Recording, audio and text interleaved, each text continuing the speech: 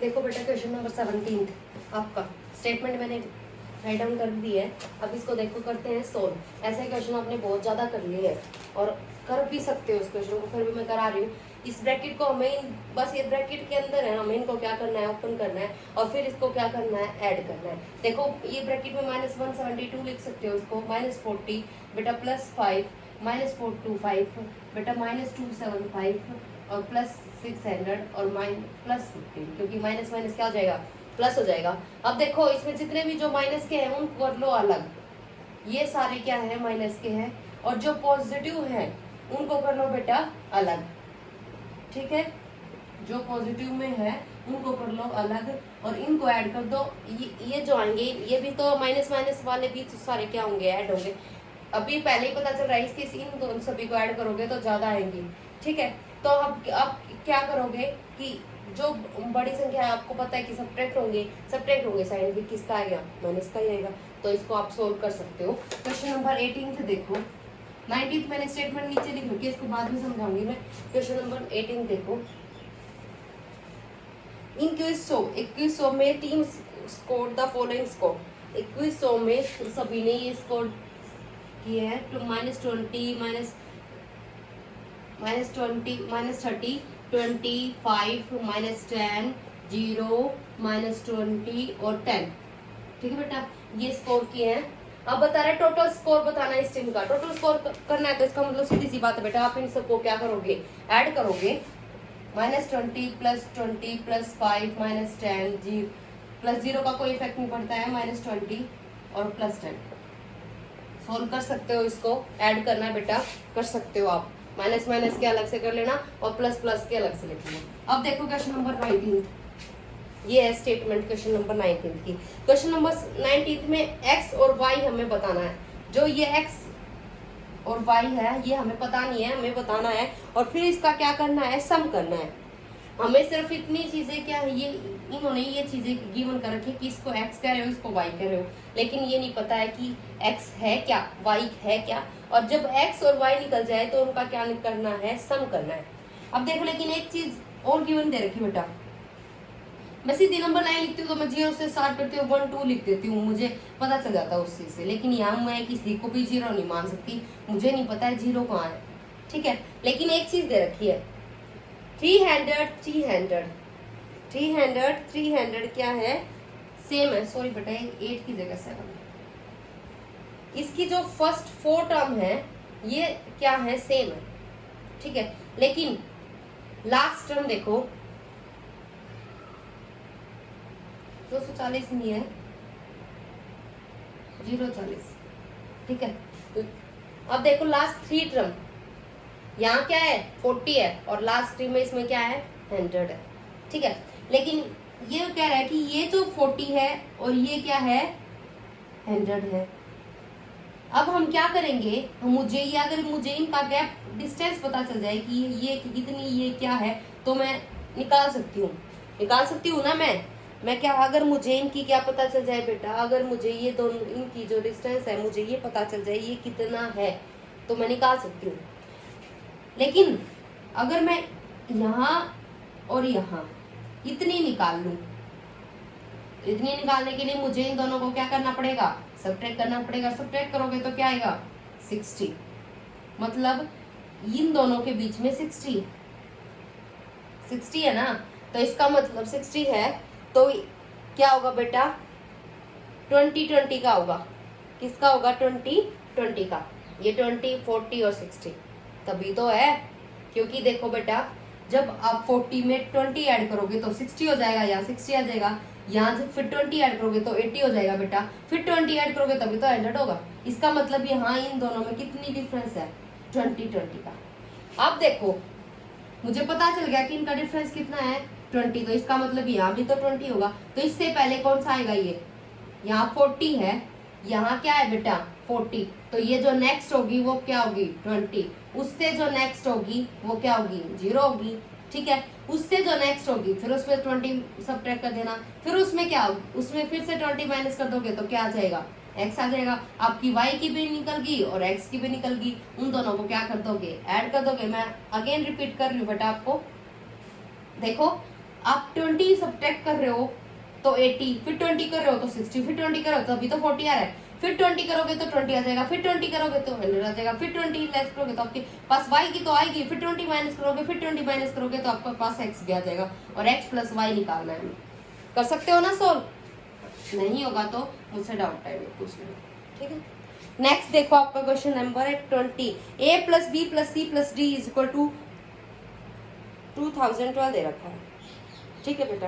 a plus B plus C plus D plus is equal to 2012 दे रखा है। a plus B plus C plus D is equal to 2012 दे रखा है, लेकिन b plus D is equal to 2013 दे रखा है। हमें निकालना है a minus B plus C plus D, minus, हमें ये वैल्यू निकालनी है, हमें ये चीजें गिवन है, उन जो दोनों चीजों से गिवन से मुझे इसकी वैल्यू निकालनी है। देखो अगर मैं b प्लस डी की वैल्यू यहाँ पुट कर दूं तो मेरी किसकी वैल्यू निकल जाएगी, a प्लस सी की वैल्यू निकल जाएगी। a प्लस सी को मैं अलग कर दूं, b प्लस डी किसके इक्वल है 2013 के, और ये इसके a प्लस सी की वैल्यू क्या आ गई 2012 माइनस 13, इसका मतलब a plus C is equal to -1। देखो a plus C is equal to -1 आ गया है। देखो मैं प्लस को अलग से लिख लेती हूँ, मैं क्या ऐसा लिख सकती हूँ बेटा। अब a प्लस सी की वैल्यू क्या थी -1 माइनस बी माइनस डी।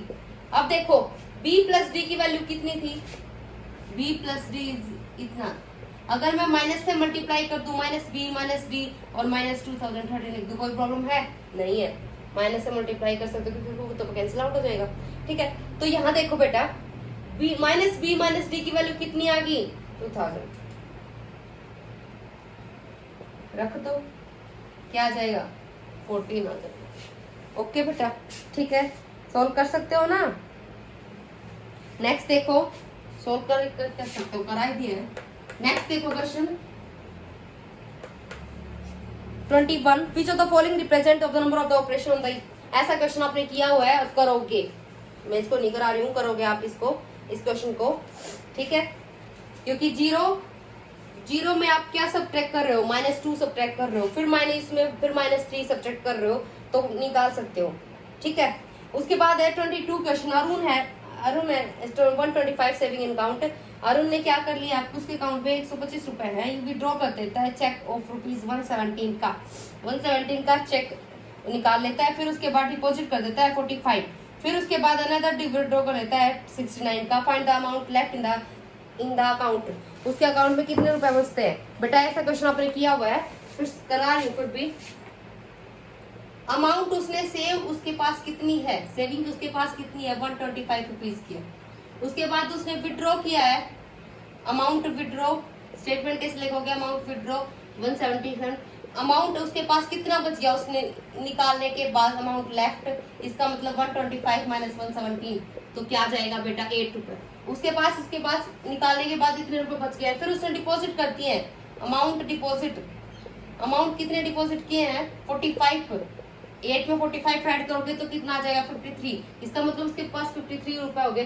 फिर उसने क्या कर लिया है, अमाउंट फिर निकाल लिया है 63 रुपए, फिर उसने निकाल लिया, तो इसका मतलब 69 रुपए उसने फिर से निकाल लिए, तो इसका मतलब 53 तो थे ही उसके पास, और 69 निकालेंगे तो उसके पास बैलेंस -16 में चला गया, ठीक है। ये था आपका क्वेश्चन नंबर 22। 23 देखो, जो टेबल दे रखी है उसमें टेम्परेचर बता रखे हैं, 7 कंट्री और 7 कंट्री का टेम्परेचर बता रखा है, देखो, ठीक है। कैलकुलेट करना है हमें highest, calculate the difference between highest and lowest temperature of the country of the 7 our period. देखो 1 टेम्परेचर -1 पर है, -1 1 घंटे पे -6 डिग्री सेल्सियस, 2 पे -15, 3 पे -2, 4 पे 23, 5 पे 12, 6 पे 0, 7 पे -4। देखो टेम्परेचर बेटा, अब यहाँ क्या करोगे, आपको पता है कि हाईएस्ट टेम्परेचर क्या है 23 डिग्री सेल्सियस, हाईएस्ट कितना है 23 डिग्री सेल्सियस, लोवेस्ट कितना है देखो -6 डिग्री सेल्सियस। आपको इसका क्या करना था, डिफरेंस निकालना था, 23 -6 डिग्री सेल्सियस, 23 + 6, इसका मतलब 29 डिग्री सेल्सियस, ठीक है। ये क्वेश्चन नंबर था 23। 24 देखो, Mini at the some Mini के पास सम पेंसिल है, she gives 3 pencil to each pupil को दे देती है सभी को तीन पेंसिल दे देती है each pupil. She will 20 pencil उसके बाद 20 पेंसिल बच जाती हैं। इफ सी गिव यदि फिर से दोबारा 4 पेंसिल वो सभी को दे दे तो सी विल नॉट लेफ्ट उसके पास कुछ भी नहीं बचता है। How many pencil does she have उसके पास कितनी पेंसिल थी। हमें यहाँ क्या करना है, हमें हम पपिल को नहीं जानते, उस पपिल को हम क्या मानेंगे, एक्स मानेंगे कि वो एक्स है। ठीक है, उसके बाद देखो बेटा सम पेंसिल थी तो 3 पेंसिल उसने दी है तो इसका मतलब उसने 3x दे दी है। उसके बाद उसके पास सी विल 25 उसके पास 3x देने के बाद उसमें कितनी पेंसिल बच गई है 20। फिर उसके बाद ये एक फर्स्ट स्टेटमेंट होगी आपकी। सेकंड स्टेटमेंट देखो if she give 4 pencil to each pupil 4 दिए तो इसका मतलब 4x, ये दोनों आपके एक दूसरे के क्या होंगे इक्वल, तो यहाँ x की वैल्यू निकल जाएगी और x की वैल्यू निकल गई तो आप क्या निकाल सकते हो, नंबर ऑफ पेंसिल निकाल सकते हो। मान लो x की वैल्यू जो भी है उसको 4 से मल्टीप्लाई कर देना तो आपकी वो नंबर ऑफ जितनी भी उसके पास पेंसिल है बचेंगी वो होगा आंसर आपका। ठीक है, नेक्स्ट क्वेश्चन देखो 25 क्वेश्चन आप करोगे खुद से, बिल्कुल इजी है। नेक्स्ट देखो 26 in Gobi desert temperature of the -60 degree Fahrenheit दे रखा है और फिर उस रिकॉर्ड किया है। गोबी डेजर्ट में टेम्परेचर इतना रिकॉर्ड किया है। सारा डेजर्ट में सेम डे में 186 डिग्री फ़ारेनहाइट टेम्परेचर रिकॉर्ड किया है। डिफरेंस बताना इन दोनों टेम्परेचर के बीच में, गोभी के टेम्परेचर में और सारा डेजर्ट के टेम्परेचर में क्या बताना है, डिफरेंस बताना है। ऐसा क्वेश्चन अभी थोड़े कुछ पहले ही किया था थोड़ा सा, तो क्या करना, डिफरेंस निकालना, निकाल सकते हो क्योंकि 186 माइनस क्या करोगे -60 degree Celsius.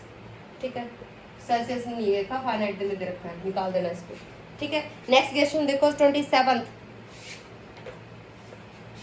Rajan sold a cycle at the loss of rupees, बेचता है तो उसको 300 रुपए का लॉस होता है।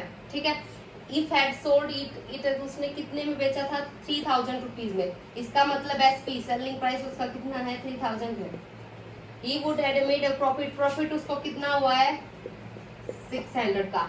Eight what price did we sell the cycle, यहाँ हमें क्या निकालना पड़ेगा सीपी, पहले तो हमें पता करना पड़ेगा बेटा उसका कॉस्ट प्राइस क्या है, और कॉस्ट प्राइस निकालने के लिए हमें क्या करना पड़ेगा एसपी माइनस प्रॉफिट। जो एसपी आया है उसको क्या करोगे प्रॉफिट को एसपी में से सब्ट्रैक्ट करोगे तो सीपी आ जाएगा। ठीक है, इसमें से क्या करोगे 600 सब्ट्रैक्ट करोगे तो आपका प्रॉफिट आपका सीपी कितना आ गया, इतना आ गया। सीपी निकल गया है, उसको लॉस कितना हुआ था देखो, उसको लॉस हुआ था 300 का। ठीक है, तो उसका हमें वो सेलिंग प्राइस बताना था, तो सेलिंग प्राइस क्या करोगे कि आपका सीपी माइनस लॉस।